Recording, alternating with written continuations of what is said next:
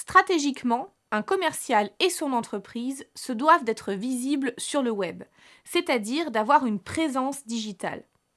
Dans leur processus d'achat, les clients se renseignent souvent en amont des rendez-vous ou constituent eux-mêmes leur shortlist de fournisseurs en fonction des informations trouvées sur Internet.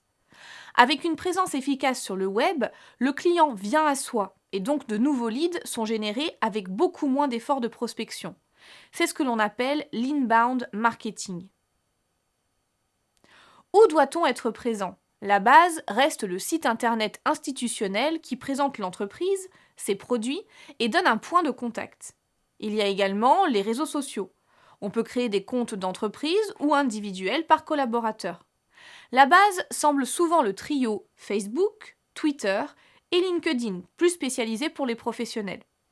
Mais en fonction des tendances ou de votre domaine d'activité, vous pourrez choisir d'être présent sur d'autres réseaux sociaux.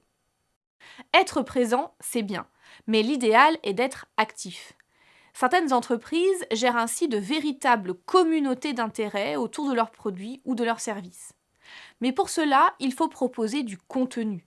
Certains tiennent des blogs en lien direct avec la marque ou non. D'autres animent une chaîne YouTube dans laquelle on peut retrouver par exemple des démonstrations de produits. Votre objectif peut être d'attirer l'attention, de divertir, d'informer, de former, de convaincre ou de fidéliser. Pour les types de contenus, n'a de limite que votre imagination. Vous pouvez envisager des jeux, des vidéos, des articles, des infographies, des animations, des guides, trucs et astuces, tutoriels, livres blancs, démonstrations, ou encore des témoignages ou retours d'expérience.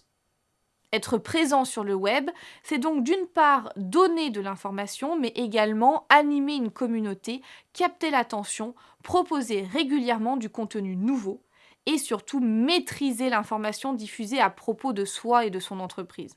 Car ne l'oublions pas, une partie de l'information en ligne sur votre entreprise peut avoir été diffusée par d'autres.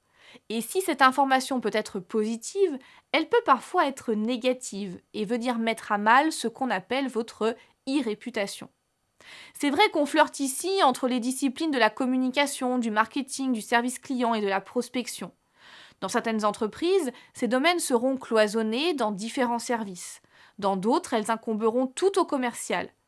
Mais peu importe, il faut les comprendre, car gérer le parcours client reste une stratégie globale.